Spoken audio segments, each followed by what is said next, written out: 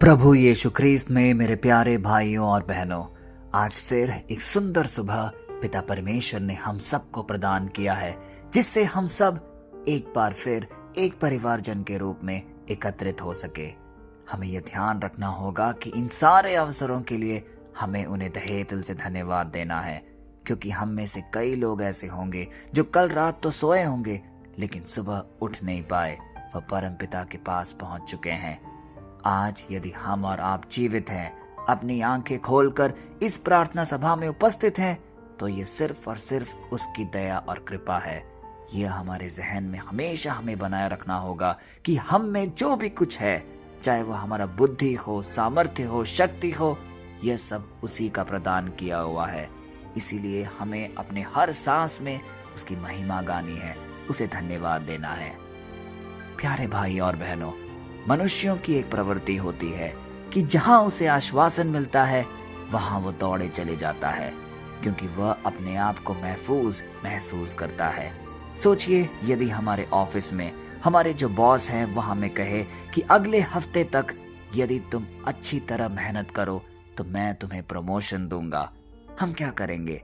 हम और तीव्रता से मेहनत करेंगे और जोर लगा देंगे, क्योंकि हमें पता है आगे एक आश्वासन की दीवार खड़ी हुई है हमारे लिए।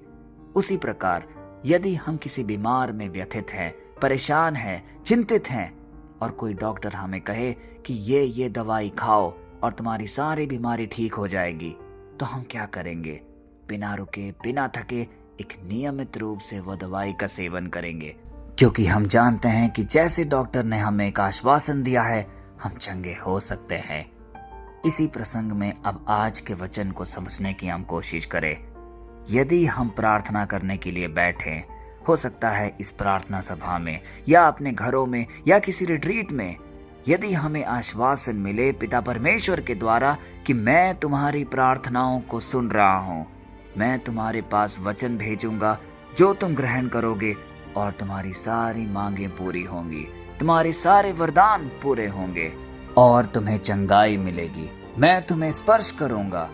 सोचिए वह कितना अनोखा अनुभव होगा, क्योंकि हम आश्वासित रहेंगे कि पिता परमेश्वर हमारी प्रार्थना सुन रहा है और वह हमें स्पर्श करेगा।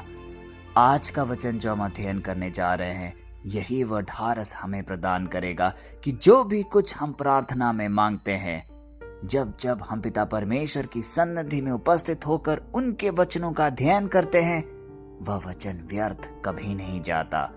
वह 100 गुना, कई गुना ज्यादा फल उत्पन्न करता है। वह हमारे बंजर भूमि को उपजाऊ बनाता है। आइए ध्यानपूर्ण तरीके से आज के वचन को हम सुने, जो कि लिया गया है यशाया की पुस्तक से, अध्याय 55, पद संख्या 10 और 11, और वह इस प्रकार है। जैसे वर्षा और हिम स्वर्ग से गिरकर पृथ्वी को सींचती है और उसे उपजाऊ बनाते हैं, और बीज बोने वाले को बीज और खाने वाले को रोटी देते हैं, वैसे ही मेरा यह वचन भी जो मेरे मुंह से निकला है व्यर्थ मेरे पास नहीं लौटेगा, परंतु वह वही करेगा जो मैं चाहता हूँ, और जो मैंने उसे भेजा है वह उसे पूरा करेगा। प्यारे भाई और बहनों, यह है एक शक्तिशाली वादा जो आज पिता परमेश्वर हम सब के साथ कर रहे हैं इस दिव्य वचन के द्वारा। इस वचन को हम दोबारा पढ़ने की कोशिश करें। यहाँ पे यह कहा गया है कि जिस प्रकार वर्षा और हिम स्वर्ग से गिरकर पृथ्वी को सींचती है, क्योंकि हम जानते हैं एक बंजर भूमि की क्या हालत होती है। वहां पे सिर्फ निराशा और उदासीनता होती है, क्योंकि वहां पे कुछ भी अच्छा नहीं हो सकता, कुछ भी उपजाऊ नहीं होता। लेकिन जब वर्षा और हिम स्वर्ग से गिरती है, तब वही बंजर भूमि उपजाऊ बनती है और वह कई लोगों को संतोषित करती है। बीज बोने वाले को बीज और खाने वाले को रोटी प्रदान करती है। इसी की तुलना में पिता परमेश्वर आज अपने वचनों को भी रख रहे हैं, क्योंकि वह हमें यह ढारस प्रदान कर रहे हैं कि जो भी मेरे मुख से निकला हुआ वचन है जो तुम्हारे पास जाता है, वह व्यर्थ मेरे पास नहीं लौटेगा। इसका मतलब वह वचन जो हम ग्रहण कर रहे हैं, हो सकता है इस प्रार्थना सभा में हम यह वचन जो अध्ययन कर रहे हैं, यह व्यर्थ नहीं जाएगा। इसमें एक एक चीज जो लिखी गई है वो मेरे और आपके लिए है। वह हमारे जीवन में जरूर घटित होगी, वह हमें स्पर्श करेगी। यह है इस वचन की ताकत, क्योंकि पिता परमेश्वर खुद कह रहे हैं कि वह व्यर्थ मेरे पास नहीं लौटेगा, परंतु वह वही करेगा जो मैं चाहता हूँ। और जो मैंने उसे भेजा है, जिस काम के लिए भेजा है, वह उसे पूरा करेगा। प्यारे भाई और बहनों, जब इतना आश्वासन पिता परमेश्वर आज हमको प्रदान कर रहे हैं, तो हमें सिर्फ एक चीज करने की जरूरत है।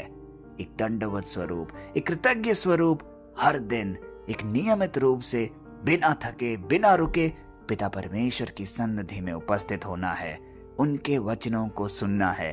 क्योंकि यदि हम उनके वचनों को ही नहीं सुनेंगे, उसके वचन पर मनन चिंतन नहीं करेंगे, तो किस प्रकार वह हमारे जीवन में दाखिल होगा? हमारी किसी भी बंजर जमीन को वह किस प्रकार उपजाऊ बनाएगा?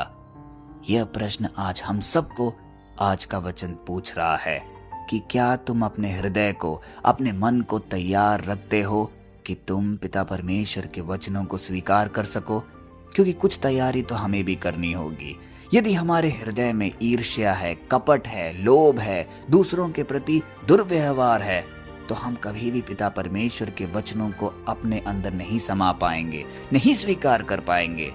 इसीलिए सबसे पहले हमें अपना आत्मचिंतन करना होगा, अपने आप को आत्मविश्लेषण करना होगा और जानना होगा कि ऐसे क्या चीजें हैं मेरे जीवन में जो मुझे छोड़ना होगा, जिससे कि मैं पिता परमेश्वर के लिए तैयार हो सकूं, उसके वचनों को स्वीकार और ग्रहण करने के लिए उपयुक्त बन सकूं। और यदि हम ऐसा करेंगे तो निश्चय ही पिता परमेश्वर हमें स्पर्श करेगा। एक सुंदर तरीका है यह प्रार्थना सभा, जो हम हर दिन एक कृत्रिम समय में करते हैं। यह समय वह है जहां हम और पिता परमेश्वर एक खूबसूरत रिश्ते में बंधते हैं। वह रिश्ता है एक रचयिता और एक रचना का। हम उसकी रचना है, वह हमारा रचयिता है। और जब जब हम ये स्वीकार करते हैं और एक दंडवत स्वरूप, एक कृतज्ञ रूप से पिता परमेश्वर के सम्मुख खड़े होकर कहते हैं कि हे पिता, मैं जो भी कुछ हूँ आपके बदौलत हूँ, तेरे बिना मैं कुछ भी नहीं, तो यह एक स्वयं स्वीकार्यता है कि पिता परमेश्वर हम सबको सब कुछ देता है। वह जरूर हमें स्पर्श करेगा, वह जरूर हमारी सारी मांगे पूरी करेगा, क्योंकि वह है हमारा दयालु पिता परमेश्वर।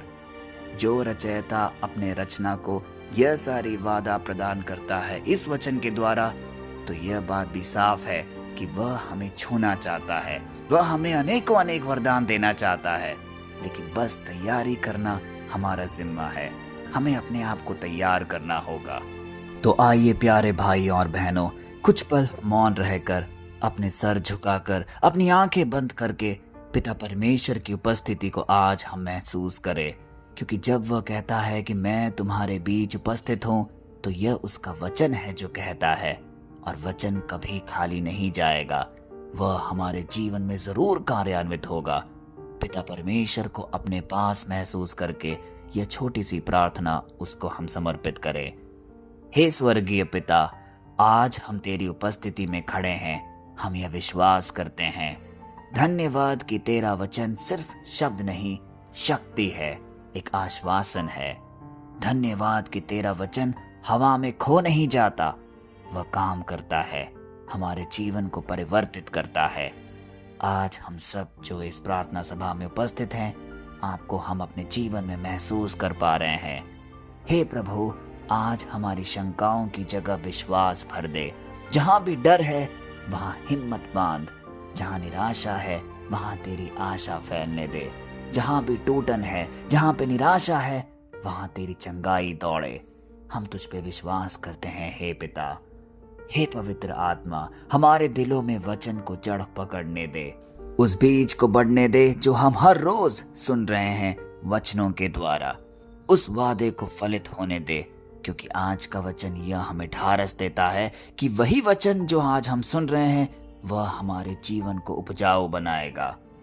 आज के बाद हमारा जीवन, हमारी सोच, हमारा विश्वास सब कुछ बदल जाए और तेरे वचन की गवाही के लिए हम तैयार हो। हम यह प्रार्थना यीशु मसीह के सामर्थी और जीवित नाम में करते हैं, आमीन। प्यारे भाइयों और बहनों, आज जिस शक्तिशाली वचन का हमने अध्ययन किया है उसकी गूंज हमारे जीवन में निरंतर बनी रहनी चाहिए। आज के पूरे दिन में जब हम अपने रोजमर्रा के कार्यों में व्यस्त होंगे, यह गूंज हमेशा गूंजे कि परमेश्वर का वचन कभी खाली नहीं लौटता, वह पूरा जरूर होता है, वह हमारे जीवन को जरूर स्पर्श करता है। आइए इस वचन को हम कई लोगों तक हम बांटे, क्योंकि यह वचन जिन जिन लोगों के जीवन को स्पर्श करेगा उनका जीवन निश्चित रूप से परिवर्तित होगा और इस प्रकार हम एक बड़े प्रेरिताई कार्य का हिस्सा बन पाएंगे। आइए इस बड़े काम में बढ़ चढ़कर हिस्सा लें। कल फिर हम मिलते हैं, तब तक के लिए पिता परमेश्वर की असीम दया, कृपा और क्षमा में आपको, आपके परिवारजनों को, आपके आज मन में जो भी निवेदन है उन सबको हम समर्पित करते हैं, पिता, पुत्र और पवित्र आत्मा के नाम पर। आमीन।